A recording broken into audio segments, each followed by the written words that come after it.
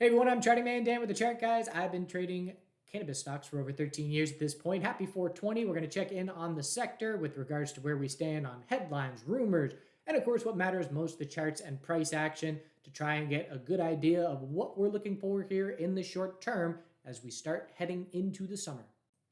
All right, so first we got to check in on the broader market because the broader market is always the context that the sector fits within, and that dictates risk on, risk off mindset. We know we've been coming from a period of absolute euphoria in stocks, one of the strongest 4-month periods in the S&P 500 that I've ever seen in my trading career was taking place. It was maximum euphoria, crypto euphoria, stocks euphoria, semiconductors, and now that is cooling off, and we have monthly consolidation underway in the NASDAQ and the S&P 500 after, again, straight up since last October. And so the sector has been benefiting from rumors and news and all that, but it has absolutely been a wind at the back of the sector bulls to have the broader market showing that much confidence. If these crypto meme coins are going up hundreds of percent, it means people are starting to get confident and euphoric and willing to throw money at anything. And that means that the highest risk, highest reward sectors in the entire market, cannabis and psychedelics, they benefit as well. They're essentially the meme coins. You know, what altcoins and meme coins are to Bitcoin, this sector is to the broader market right now with where it stands because of the legal hurdles, the uncertainty, and changing legal environment. And so we now are in fear. We have the NASDAQ in a free fall the entire week. This is the biggest red week that the NASDAQ has seen since the 2022 bear market. There were a couple comparable weeks mixed in there in terms of the percentage drop back then as well. But that's big. That's a big red candle. We know to zoom out and say, well, okay, the monthly, a higher low is the most likely scenario at this point. So there's no major red flags there. A lot of information that I'm going to get is back burners. We love those back burners. Well, this is first daily oversold conditions after euphoria. If we're going to stay full bull control and head back to all-time highs this year in the NASDAQ and the S&P 500, this daily oversold drop here needs to mark a monthly higher low. We're nowhere near having confidence that that is indeed shaping up, but that's what we're going to be watching for over the next couple of weeks as we head into earnings season in everything, including cannabis. Cannabis has most of their earnings, I believe, May 7th and 8th. You'll have to double check the dates. I won't care until we get to May to double check those dates. But and again, the IWM here, the Russell 2000 is weak as well. Not quite as weak the last few days, but again, this is a risk-on gauge for the market. We got a pretty clear uptrending resistance line to be keeping an eye on. Anyways, bears in the short term. And the semiconductors sold off massively Friday as well. Cannabis stocks. All right, so first we'll talk fundamentals and what took place this week. So we had a pullback and a stair-step pattern with a lower high every single day.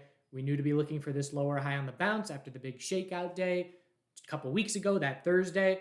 We then confirmed a daily downtrend. We had a lower high every single day for 6 days. We then got a little volume spike and a daily bounce, and that was in response to Anthony from the Dales report.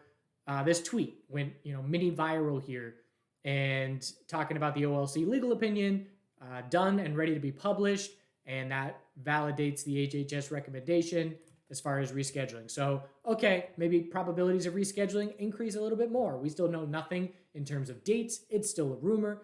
Nothing is still concrete. In that context, we can take the reason I know that we just saw that little pop, and again, if you were trading that day and watching it, it was a very significant reaction over 45 minutes. So we know it popped on again, nothing concrete, and we know the charts are telling us a daily lower high is the most likely scenario. How can I say that? Well, we know that we are in a daily downtrend, and from where we came from, the low of consolidation, we would need a 21% move to just get to the last daily lower high. So I know that a daily lower high is the most likely scenario. Maybe I put a 90% chance that that's going to take shape, and I know the rumor, and so that has me watching for that daily lower high. And so right after that news on Twitter, nice pop, but don't forget a daily lower high is the most likely scenario in most names unless real official news. And so we then top out at 959. The next day, the Bears show us they're playing defense at our new level. We fail the high of the previous day. We top out at 953. And then on Friday, we roll over in the end of the day. I was surprised, hey, bulls are holding on really well considering the market weakness. They were just waiting for the end of the day. That last hour and a half there, we ended up dropping to the low of the day, 4.5%. And again, just risk off mindset in the market. And so now we have a new daily lower high.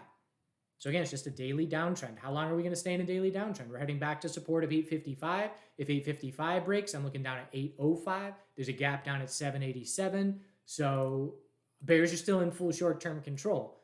We're going to be watching for a potential weekly head and shoulders eventually, but not even going to look for that weekly bounce as long as we're in a daily downtrend.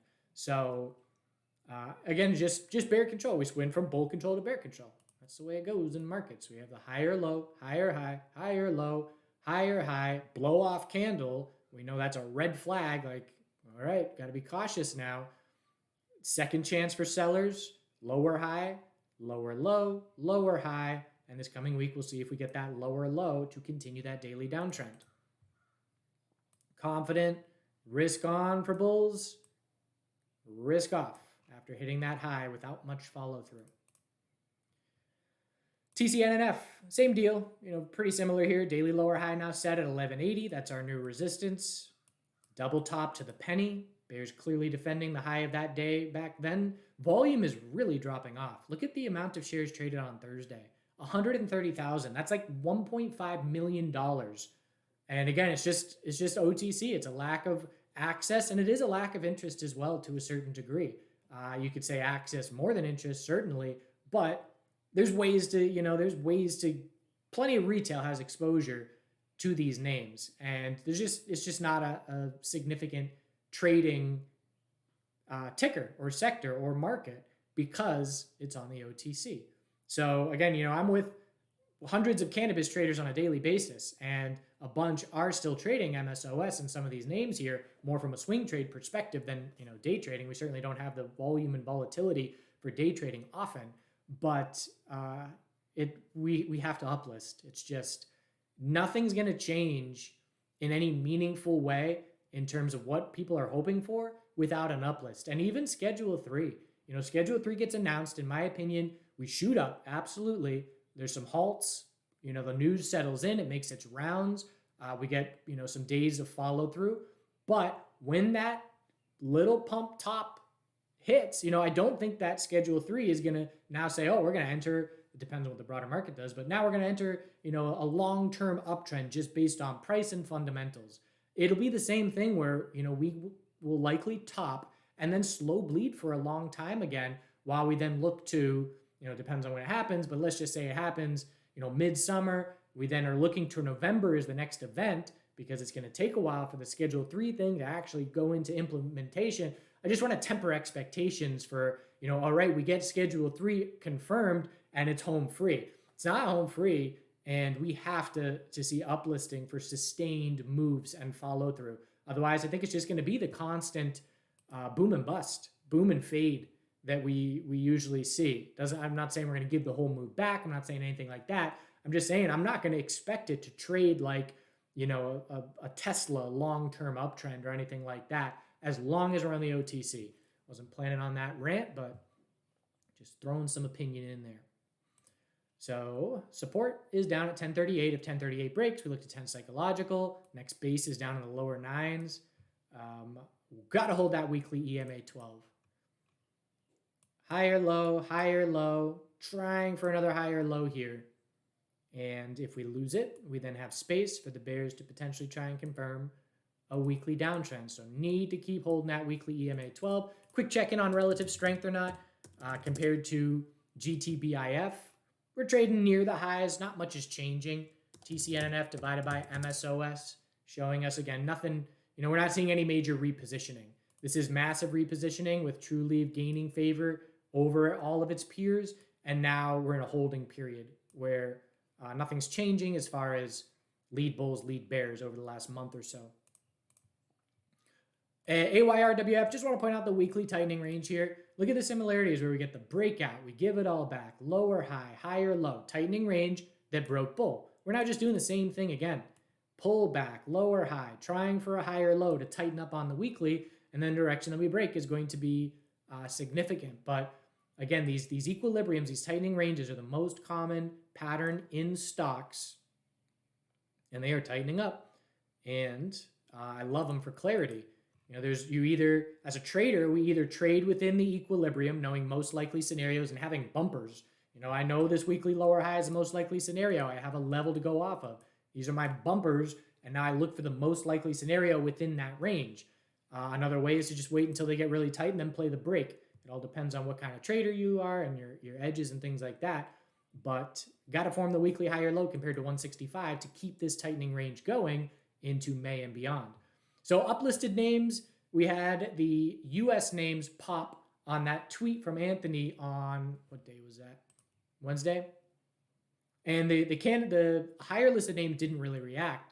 And then the higher listed names reacted on Thursday, CGC and ACB leading the way. And we had the Canada tax decision, and it wasn't favorable for these cannabis companies. I was surprised at the no reaction. I haven't been following that closely, so maybe it was mostly priced in that people expected that. I don't know, but it was a non-event. And so ACB, again, daily downtrend is our guide. High, low, drew it wrong. High, low, lower high, where we had all those tops. Bears clearly drawing a line in the sand, defense, lower low, and now anything under 744 is just another daily lower high. Can the bulls see enough follow through to shape up an inverse head and shoulders trend change attempt? Do we just see another lower high and lower low? If we're going to see this entire move remain progressive, we have to see this weekly higher low hold and form, and then we're going to look for something like this, a tightening weekly range. But only if we confirm a daily trend change back to the bulls and shape up this weekly higher low. And if we don't, we're then going to be starting to look at this and say, well, how do we know we're not just going to do a slow fade back again if we don't have any news in this sector? And so bulls need to prove to us that this is not going to happen again. And CGC, very similar. Again, you see these 2 days, Thursday, Friday, solid days for the bulls overall. It was a stair-step drop for CGC, lower high every day for 7 days. That pattern breaks at 692.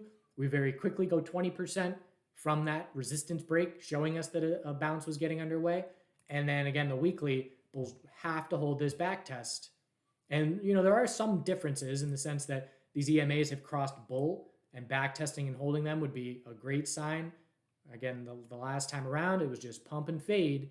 So don't want to see that fade. We need that weekly higher low. And we go back to CMPS. I've stopped watching it because it's weak, but look here where it had a solid bull move off the lows, the back test and hold of these weekly EMAs crossing bull for the first time in a long time, and then we got another leg up. So we got to hold that EMA 12. VFF deserves a shout out. Again, not enough volume for me at all. Friday we traded under $1 million, right around $1 million.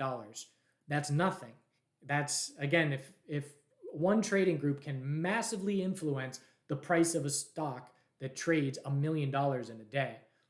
And so, the weekly, we're holding these gains. We're trying for the same weekly higher low, but it's holding on well in the sense, the proximity to the recent high. You can see it's more of a sideways consolidation versus that downward consolidation most names have.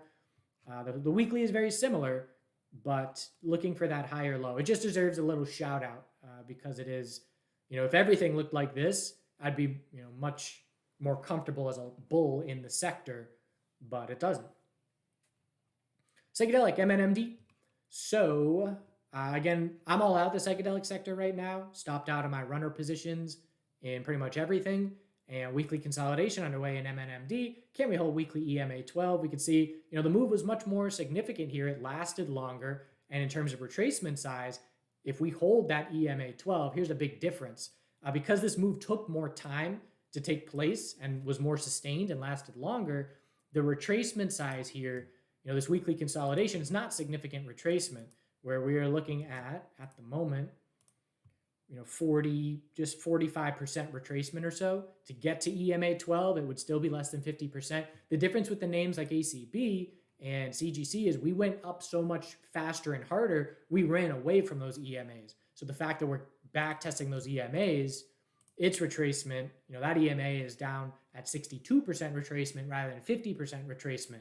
So, that's how time is a factor in some of these indicators and things like that.